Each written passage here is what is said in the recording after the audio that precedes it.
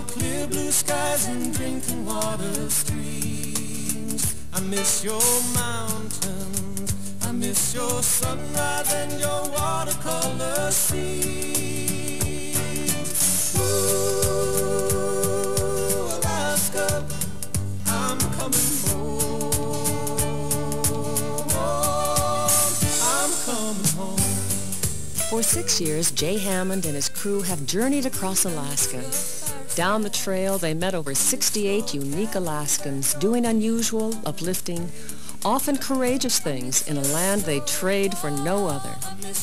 As a pilot, commercial fisherman, writer, homesteader, and former governor, Jay's life mirrors the character and spirit of those Alaskans who have carved out a life to their own design. Alaskam is proud to have sponsored the Jay Hammond's Alaska series, an enduring tribute to the grandeur of Alaska's land and the warmth of its people. Join us for a celebration of the wonderful people who call Alaska home. Alaska, I'm coming home.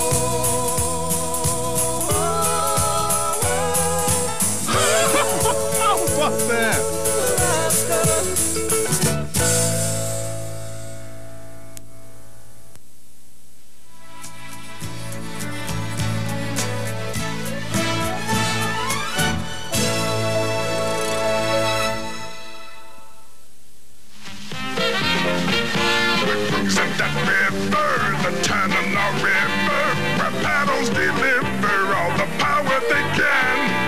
It's such fun, making the scenic run, cruising your ship around, cruising from Fairbanks town, seeing Alaska today. This is no doubt one of the best-known tourist attractions found in Alaska. The stern-wheel riverboat Discovery. Patterned after its forebears, which plied territorial waters a generation ago, she's a remarkable craft. On her decks, thousands from outside and elsewhere here in Alaska receive an absorbing and entertaining lesson in history. It's fed by over 100 glaciers. But it's not so much that floating classroom with which I'd like to acquaint you, but rather the faculty. Captain Jim Binkley's silver-thatched smile has lit the airways of late in behalf of a certain communications company. Certainly, Jim alone would be a prime subject to profile. But add to the captain and craft his remarkable family crew, and you've got an outstanding Alaskan success story. My father came up from Indiana, where he was trained as a riverboat pilot as a boy, heard about the Alaska gold rush and headed north. Walked over the White Pass, carried his gear to the top, built a little boat at Lake Bennett, got started, and that was in 1898. And we've been at it ever since, consecutively for 89 years. 40 years ago, Jim Binkley and his wife Mary were fellow University of Alaska students in Fairbanks. Someone heard Jim had a riverboat pilot's license and suggested they start a little excursion business on the Chena River. It sounded promising. We started in 1950 with a small 25-passenger gasoline-powered launch that belonged to the Episcopal bishop. And we could see, as it began to develop, that there was a potential for a greater business. So we built the little Discovery #1 right from scratch, right from the bottom up. We built it right in our backyard. Discovery 1 held but a few dozen passengers. And after a few years, demand exceeded capacity. So Jim got out the welding torch to fashion Discovery 2. Word continued to spread about this one-of-a-kind visitor's experience.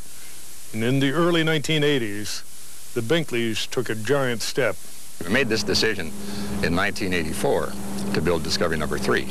And we've completed that boat in 9 months in a shipyard down in Puget Sound. We took it on a barge all the way up the Alaskan coast to the Bering Sea, off the barge, and the oldest and youngest sons brought it up here in 6 days to Fairbanks. Carries 1,000 passengers.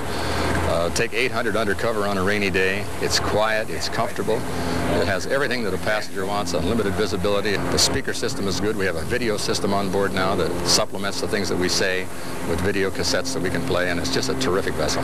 She's a real beauty, all right. But perhaps even more beautiful is the sight of the entire Binkley family pulling together to keep the Discovery fleet afloat. Mary and I have a daughter and 3 sons, and our daughter does the marketing and sales for us. Mary does most of the scheduling. The boys are all licensed captains and licensed pilots, and they run the boat. The oldest son takes care of the mechanical functions. Son Jim takes care of all of the cosmetics and the crew. John does all the public relations and some of the advertising and helps steer the boat occasionally. And I just do a lot of, well, I'm kind of the glue that holds it all together. Later on today, here's a beautiful log house on the right-hand side. You can see the... And our daughters-in-law, 3 of our daughters-in-law work in the business too. As much time as they can spend away from their children to work with us. So it's a pretty satisfying thing to have a gang that works so well together. And it's an interesting thing too in our family enterprise that the ownership of the enterprise is not equal, of course.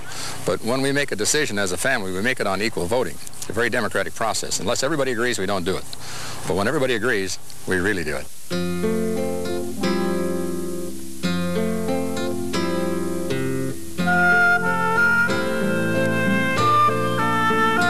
All the Binkleys agreed on the building of Discovery 3, and I think you'll all agree she's an impressive sight. Daughter Marilee even pressed her into service as her wedding chapel. 2 years ago when my parents told me about Discovery 3 and it was in the planning, I told them, I said, I'm going to get married on that new boat. And not too long after that, I met my husband, and so last summer he asked me to marry him. I said, we have to wait for Discovery 3 to arrive. It's my dream, and it really was. It was a beautiful wedding.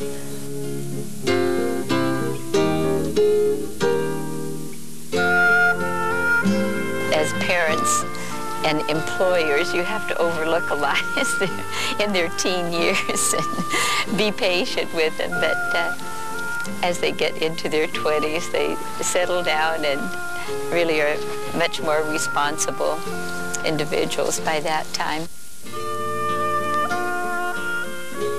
What we did get a lot of that maybe shaped everybody's character a bit was the opportunity to make our own decisions, make our own mistakes, but be responsible for whatever we did. We were given responsibilities young, and it seems like it's helped a lot in developing self-confidence and learning to work together with the other members of the family, making decisions. As soon as they reached the age where their attention span was reasonably long, I started them in the wheelhouse, and they would stand on a box and look out the window, and I patiently explained to them some of the things that they had to know to be a riverboat pilot. There you go, that's good, right about there. Hold on right there. See how we're swinging? Young Ryan, my 8-year-old grandson, was doing what his dad did when he was that age, actually standing on a gasoline case box in the wheelhouse to see out the window so he could understand exactly what's going on. So that's the beginning of another generation coming on, and I look forward to all of our grandkids being involved in this. And you do that because there's more current, you can go faster. Right, exactly. Yeah, it kind of plays out against the sweepers that come. He showed me like how to turn away from the big logs in the water and how to get really close to the bank. People call it working the willers. And he told me why you're supposed to do that. You're supposed to get a little speed up. Besides, you watch out your wheelhouse door. Which part of the operation do you like best? Well, I want to be a deckhand. You want to be a deckhand? I see. You don't want to be a skipper? How come? I just like working the snack bar. Oh, you like the deckhand and the snack bar. I see. Ryan was putting up chains and helping the deckhands out on the boat today. So it's a natural thing. You kind of fall into the thing that you like, and that's the thing that you do and enjoy, and that's your area of responsibility. And I think it's terrific the way it works. It looks like there's room for you to absorb the future generations as well into the operation if you so choose. I don't think there's any question about that. If they want to do it, that's the important part, if they want to do it. We all kind of feel that the greatest priority around here is enjoying life. That's the greatest priority of all, and each other. Glaciers melt. You see just the clouds of it over here on the left? Just coming into view over here. Big clouds of it. You have to like people. And it is a people type of work. And if you enjoy the people, every trip is different. And so we don't memorize and say exactly the same thing. We try to keep our commentary fresh by talking about what that particular group of people are interested in. I say this to myself every morning. These people who are going to be on our boat today are on vacation in Alaska, and they paid a lot of money to come up here and enjoy the things that we have to offer. And they are seeing what we have to present for the first time. So I'm going to see it the same way. I'm going to see it through their eyes. And by doing that, I'm getting the feeling and the energy and the feedback from them and this first experience that they're having. And as a result, it's as if I were doing it for the first time. And I'm sure Mary feels the same way. It's a fun job. It really gives you a good feeling at the end of the day to know that people have enjoyed and appreciated the area and what you've been telling them. I think it's something that we all feel a part of, and we feel proud of it. You know, that it's something that we are sharing our culture and our heritage with visitors. Where I come from, we call this a daluya. What you do is you start out with a round frame. Share with the people who come on our boat an experience that we've had through the years with this marvelous Athabascan Indian culture. And we are saddened to see it disappearing as it is. And there are some people who are making an effort to keep it alive, and that's part of the thing we're doing here. With all the forelegging here, they would make nice warm mucklucks for the man. You know, the monetary reward is necessary to keep the operation going, but it's the reaction of the people and their response to what we're doing and their appreciation for how we're doing it that has to be a great part of the reward in doing this sort of thing. It's nice to see a family arrangement. That's what I am. My boys and everybody are in my business, too. What makes this work as a family venture? I think it's communication, and we communicate freely on what we're doing. Everybody appreciates what the other person is doing. They can run the family business, obviously a successful family business, and they can still get together for Christmas and Thanksgiving and birthday dinners and still have a lot to talk about, enjoy each other, and I think it's because of the parents. You know, they've got a unique quality that allows that to happen.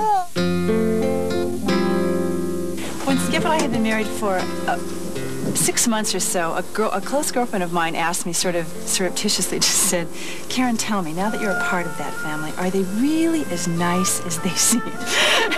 Like she was going to get some inside scoop. And, you know, I was astounded at that point and still continue to be.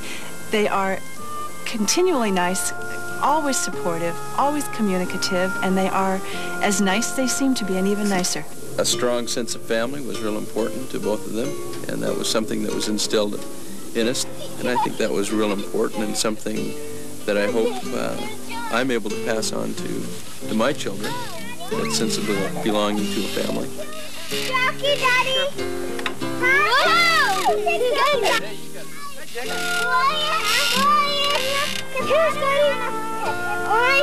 You know, I was just thinking as everybody was talking here that the basic elements that people have to have, we talk about. We have to have food and clothing and shelter. One other element that's so important, love. And I think we find a lot of that in this family. You ready, Pumpkin? Ready to go? It's obvious that Captain Jim Binkley, his first mate, and his 3-generational crew have a firm anchor cast to the windward. That anchor is love.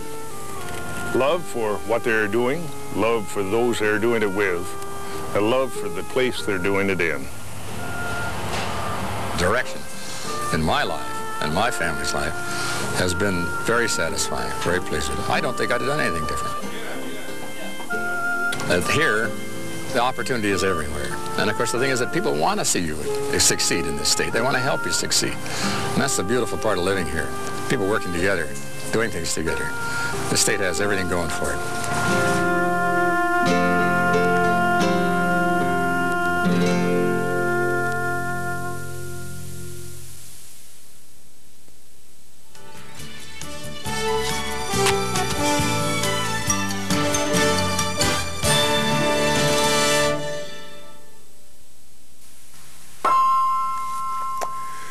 Each one of us at one time or another is bedeviled by ill fortune. How well we do in life often hinges on our ability to turn bad breaks into bright opportunities. Janet Carr of Anchorage is one who's wrestled with misfortune and has come out a winner.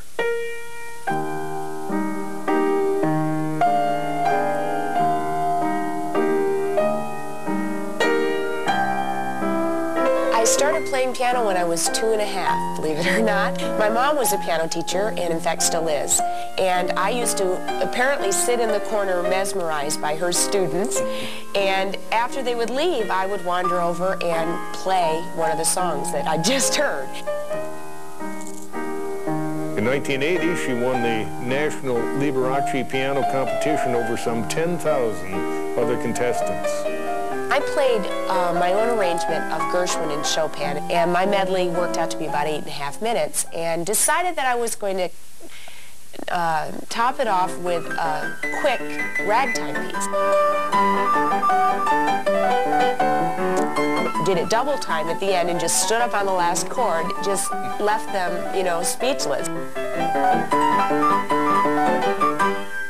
Shortly after her big win in Las Vegas, however, a severe and painful condition greatly hampered her ability to play. Tendinitis in both arms, and I have had surgery on my right arm 2 years ago, and they found a great deal of it to be diseased, and so they removed it. And it's coming back, but it's very, very, very slow. And so now I'm limited to pretty much playing a maximum of about 20 minutes a week. And I'm used to playing, you know, 10 or 12 hours a day. So I kind of had to change my career.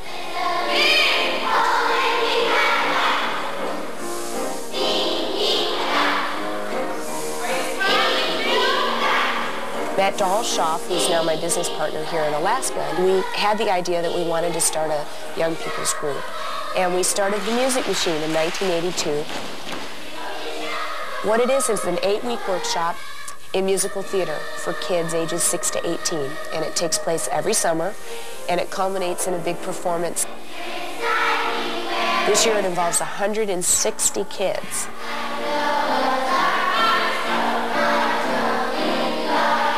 Janet's personality, her whole being was wrapped up in piano. And suddenly to not have that was a tremendous trauma in her life. And the people around her who knew her, like myself, who knew her out of college, doing concerts, classical concerts, living through the whole Liberace thing, it was very hard. It was hard on everyone. It's my understanding that oftentimes she wakes up in the middle of the night crying, and it's just because that she can't play anymore.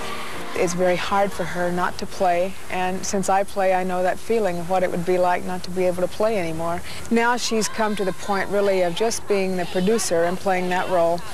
She does a very good job at what she does. You got it! Oh, my gosh!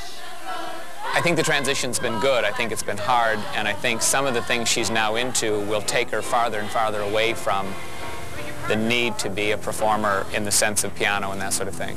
Partly out of necessity, and partly out of choice.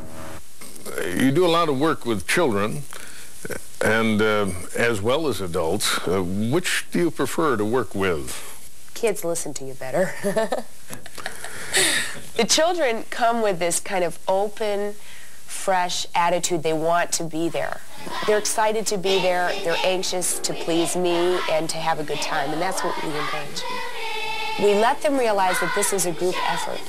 And you are on stage with, in this case, 160 other kids, 159 other kids. And I want you to do it right. And I want you to raise your right hand at the exact time in the music, and I want you to sing the right words and the right notes. But if you don't, and you just act like you know what you're doing, no one's going to know except for me and you. And they're there and they're ready to learn. They're like sponges, you know. And as long as you give them something that they can be successful at, and then that's what I give them to do, so they're always successful. Let me see. Okay, we'll start right here. Let's see. All right. And now you want your little finger on that one. All right? And now just go right up and down 5 notes. With both fingers? Sure, if you can. Okay, now you want to take your foot off the pedal. Oh, I like them. Okay. Oh, yeah, look at that. Whoops. Janet may be a very good piano teacher, but after all, she's no miracle worker. In addition to teaching youngsters, Janet Carr has written, co-produced, and performed in her annual adult review.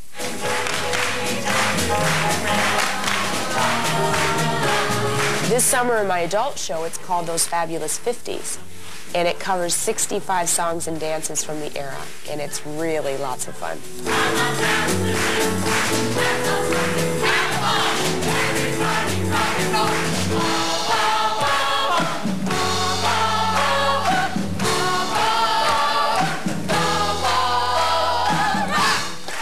We're doing a tribute to Liberace, and I will be complete with a big flowing cape that I have a gentleman come and take off for me and send him on his merry way, and I have a sequined and rhinestone coat, and we're going to do a little tribute to him.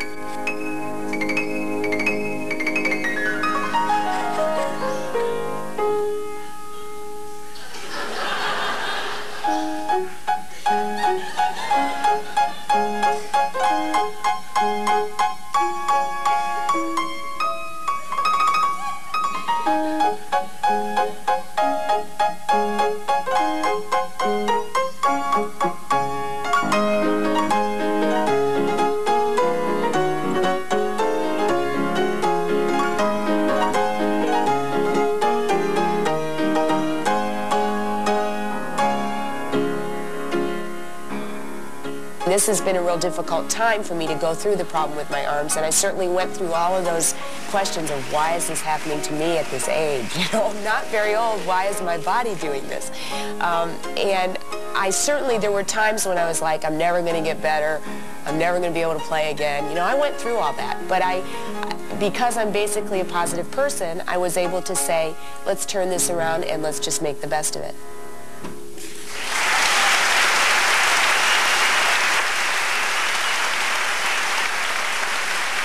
Ladies and gentlemen, the lady who directs the music machine is Janet Carr. I believe the children are our future. Teach them well and let them lead the way. Show them all the beauty they possess inside. Give them a sense of pride to make it. When I first suggested to her that she try being on stage as a performer, not playing the piano but singing and dancing, she of course just laughed. That's how we used to be. Dancing is something you need to do for a long time to be really good at it, so that's not her best forte, but she does pretty well with it. She's learning to do a lot of new things. I found in Alaska that people give you an opportunity. You might fall on your face, but they give you the opportunity. They give you the benefit of the doubt. And I found that support in Alaska and found the opportunity here to start programs that I really would have been much more difficult to do somewhere else. We're awfully glad that Janet came up here to visit and decided to stay.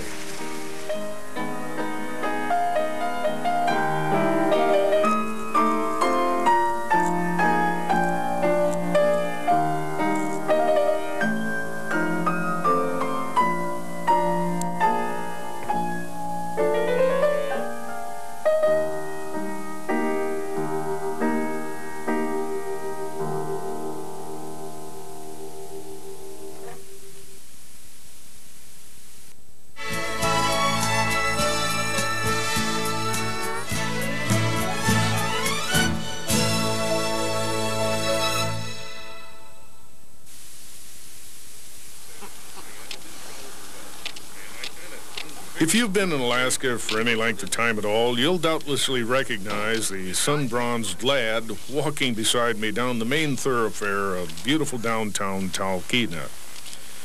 He's led an extraordinary and exciting life. Mountain climber, movie maker, pilot, politician.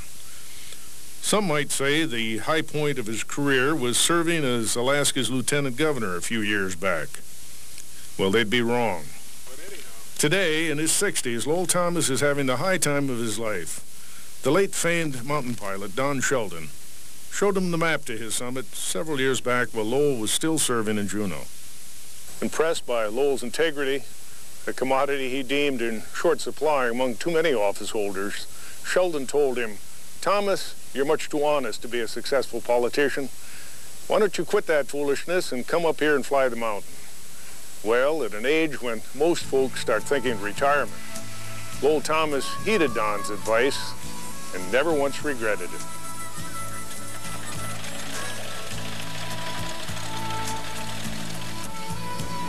Lowell and fellow pilot Dick Stone fly mountain climbers and flight seers from their Talkeetna base to the rarefied atmosphere of the Great One, Denali, which towers over 20,000 feet up from the surrounding tundra. In my more than 40 years in Alaska, I've seen it many times and still find it awesome. On this late summer's evening, both air and sky were remarkably tranquil. So we landed partway up the mountain on the Ruth Glacier for a closer look. This particular area here is how high? What's the altitude here? We're just about a mile high, about as high as Denver. Well, Jay, right from here, we're just exactly 10 miles as the crow would fly, if a crow could fly that high, to the top of Mount McKinley. And believe it or not, it's another 15,000 feet up there. This whole Great Basin is known as the Don Sheldon Amphitheater. And it's a fine honor they gave him. And Sheldon put in the mountain house that sits up here in the rocks that we can't really see right now. You've been at this for 8 years. Yeah, that's right, 8 years, You know, I always wanted to get out and climb and ski and fly, and that's why I came to Alaska. And after 12 years in Juneau, I couldn't wait to get back up here. You're doing increasing work with tourists rather than simply climbers only. Tell us a little bit about how that is proliferating. Lots of flight seers. Well, I would say that's going to be the bigger part of the business pretty quickly, if it isn't already this year. It doesn't cost very much, and people they go bananas, just flying around the mountain, taking pictures and landing here and getting out. I can imagine. It truly becomes a highlight. How many climbers this year? Oh, we set a record this year, 819 or 20. How many like made that. the summit? Only about 30% of that number. Yeah, how many? Very bad success ratio. Or? Yeah, 7 have been lost this year. And I don't think there'll be any more, hopefully. A sobering reminder of the power of nature that's cloaked deceptively behind a veil of great beauty. But for all its potential perils, the mountain seems to agree with Lowell Thomas. He's tan, fit, and enthusiastic about his highly unusual occupation. You look a little less harassed than when I saw you in Juneau last. It's a whole lot less frustrating than what we were doing down there in Juneau. You have found that there is indeed life after politics, haven't you? Yes, sir. Same as you, Jay. Well, amen. Isn't it a joy? Sometimes it gets to be nerve-wracking, you know, when we're fighting the weather and the conditions are marginal. And we've got people waiting. We know they're running out of food and they're desperate to come out, and we start pushing the weather, and it keeps you on your toes. There's no time to think about bills and legislators and things like that. And I love to fly. You can do anything up here if you've got the imagination and the determination to do it. And this is something I long wanted to do, is to fly the bush commercially for a few years, and the mountains specifically. So with this operation, everything that I really love comes together. Alaska keeps us young. While Lowell Thomas may have first come north in part to make his mark in the field of politics, he found far less attraction there than amidst the high country nudging this regal sight, his treasured Mount McKinley. And surely, if Don Sheldon was King of the Hill, Lowell Thomas has earned the title of Crown Prince.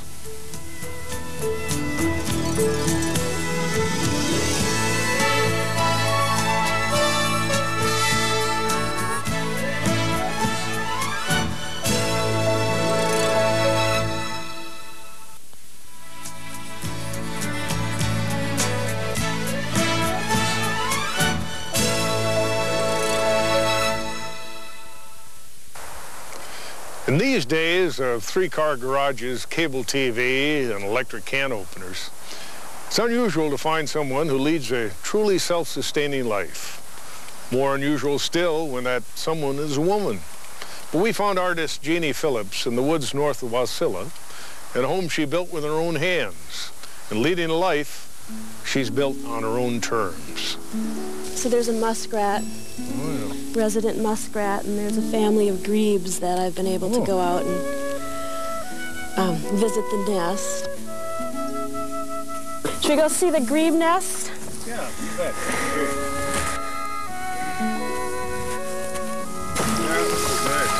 This is so gorgeous when all those iris are in bloom. Now it's a bit faded, but the lakeside is just thick with flowers. Like a lot of us Alaskans who've built their own homes in the hinterlands, Jeannie Phillips found it both challenging and frustrating, yet a labor of love. Living as I do, 150 miles off the major road system, I'm always intrigued by those who choose to live off the beaten path. Where did you get the experience to build a home by yourself? Probably a past life. A past life, okay. No, I think I just, I bought 2 frame buildings that I moved out from Anchorage, and in tearing them apart and sort of looking and observing, and common sense, I learned that way. There's something very healing and good about using your hands, not only just at the table and artwork, but physical work that is good. I wish that my house were better insulated. I end up blocking off the upstairs and the back room and trying to keep warm. But time has a way of, in the winter is when I get a lot of work done. And work she does. Jeannie's original and delicately crafted etched glass graces the windows of many Alaskan homes. And I found Jeannie's spirit of individualism to be reflected in her one-of-a-kind artworks. Well, tell me, while you've done many things in art, watercolors, oils, and other media other than simply glass etching, why do you find glass to be so intriguing? I think it's probably one of the most exciting mediums that there is. You can lead it, copper foil, leaded technique. You can etch it with acid, with sand. You can cast it, slump it, so it's like a kinetic form in that it's not only the piece itself, but the light coming through it and how it moves around the room. And I specialize in sand blasting, don't use much of the acid. And I use the glass, like in this case, that's been hand-blown, where a gather of molten clear glass was picked up on the blowpipe, and that gather of molten glass was dipped in blue, and a long cylinder blown, sliced open, manipulated flat. This is the stage where I've cut it with an X-Acto knife. Now the sandblasting will take this pink color and change it, leaving the pink underneath the pattern. Right. It's amazing that sand won't pit the plastic, but it goes through the glass. So what will you strive for there? Clear color here, where the pink is now? What I'm going to strive for here is I'm going to start from the top, a higher pressure, so I want the top to be clear. And I want it to be kind of rosy, muted, shadowy down here. So I'll remove all the pink, and then I'll go back. I've got it all cut out, the detail, the little stamen or whatever. While Jeannie's art finds its most vivid expression in her glasswork, she's explored other forms as well. These masks, for example, formed from the faces of the mentally handicapped at the Arca Center in Anchorage, and through another unusual medium also. My most favorite, probably next to glass, is watercolors. And not only on paper with paintings, but actually on people's faces, like right around the eye area.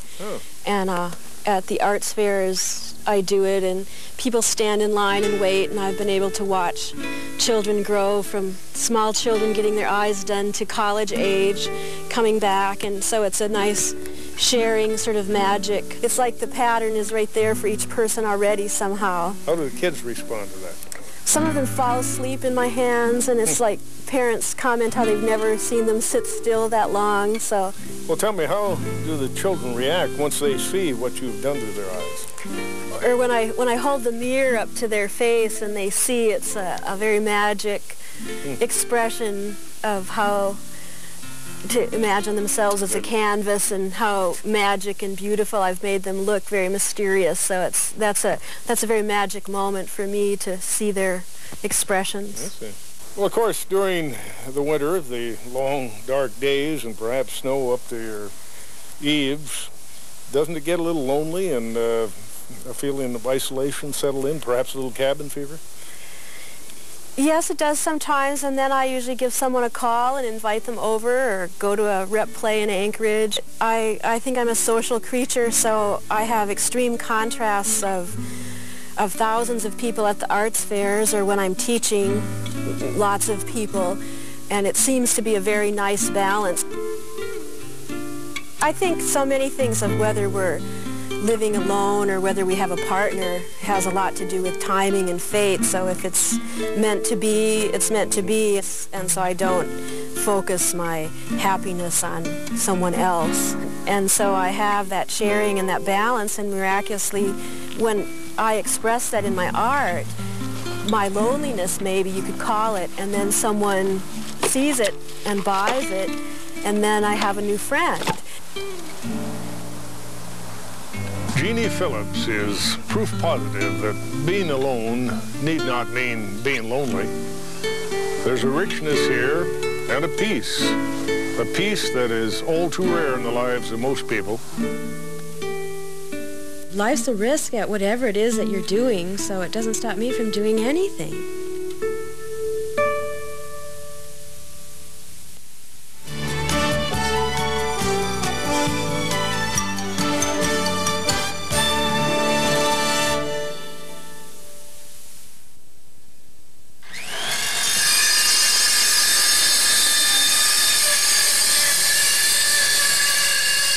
Tom Bodette likes to think of himself as just an ordinary guy blessed with extraordinary luck.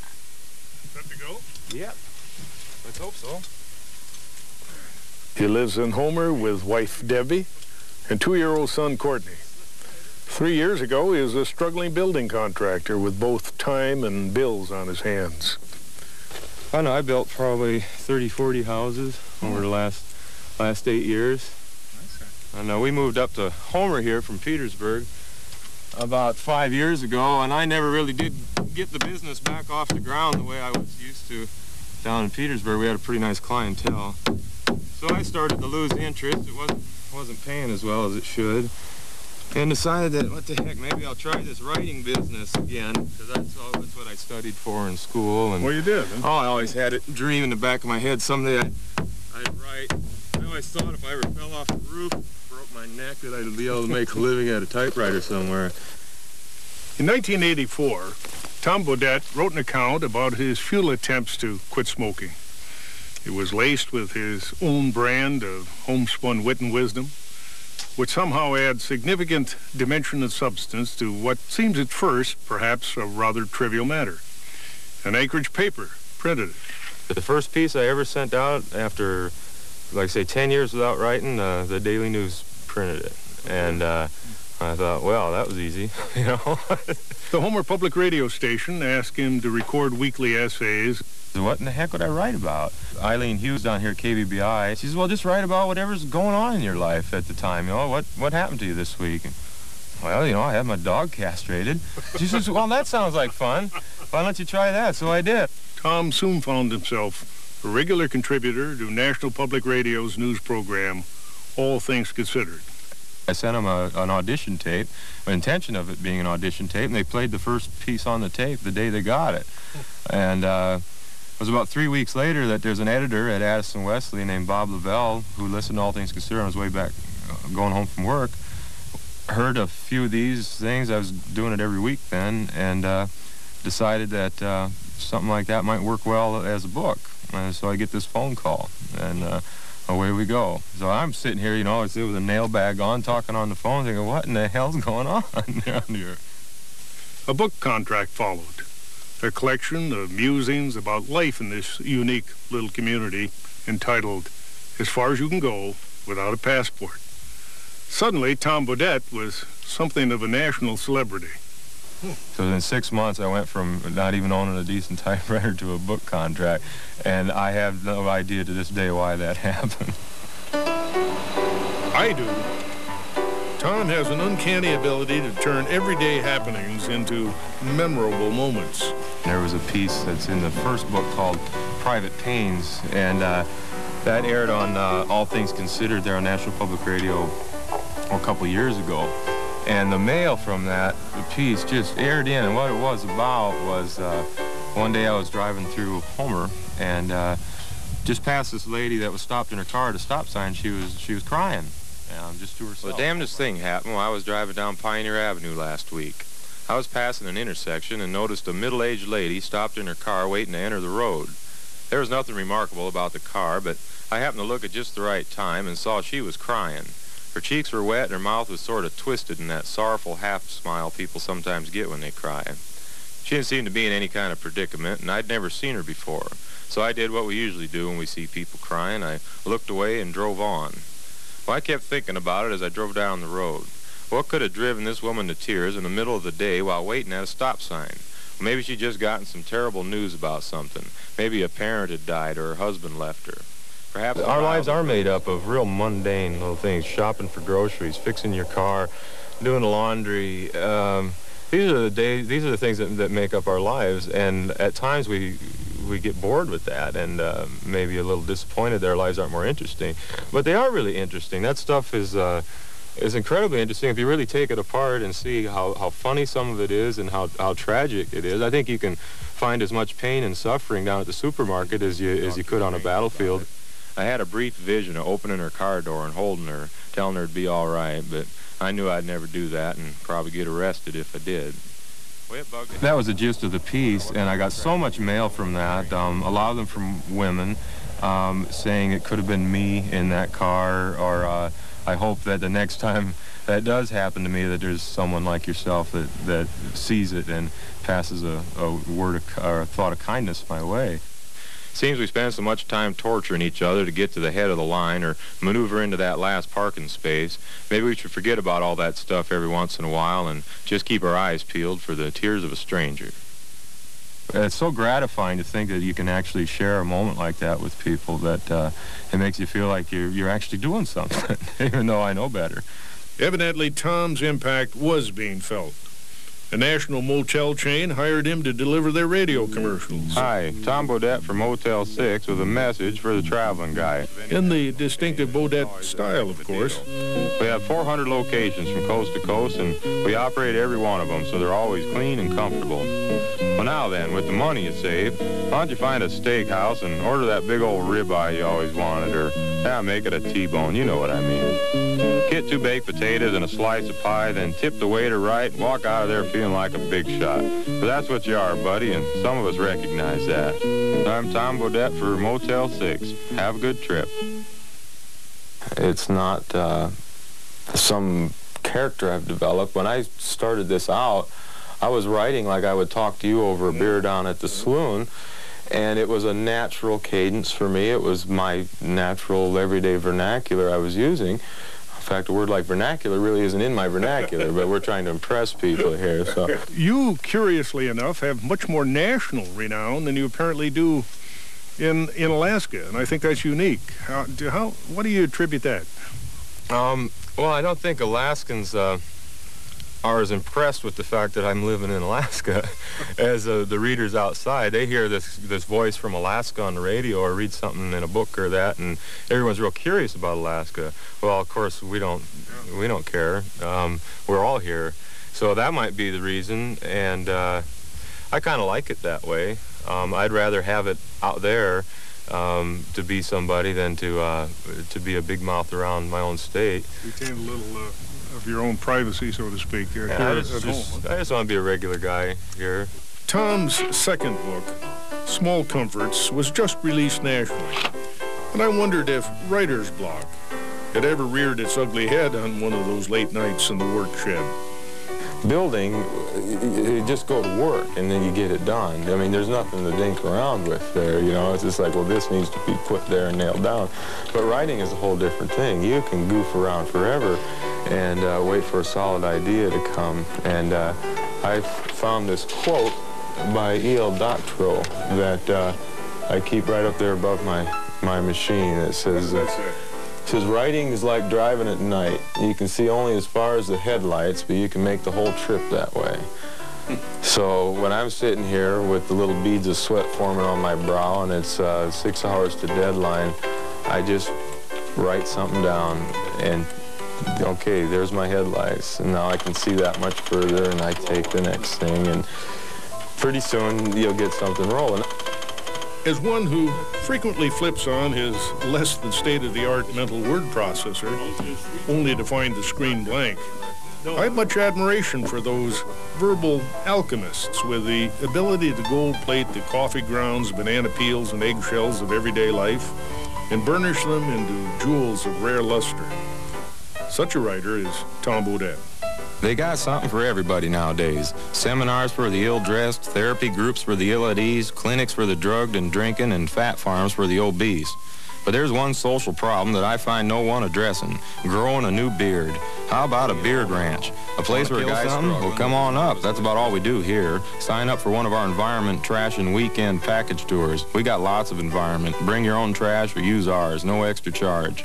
Endangered species, my eye. I think everybody that I've known, of course, and especially my friends, are just real happy that all this has happened for me.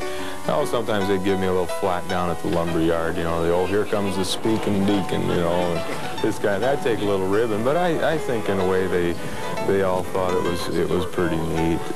I'm not very popular in writers' circles. I can't affect this persecuted slouch when I need to get into the right clubs, but struggling writers don't like to hear my story at all.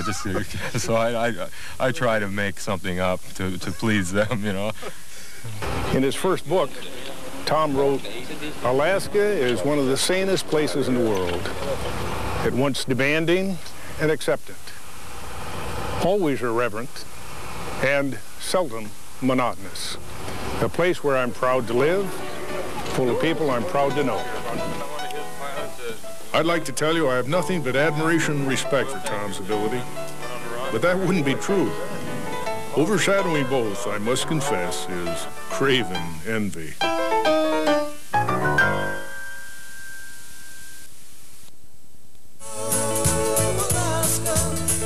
I'm coming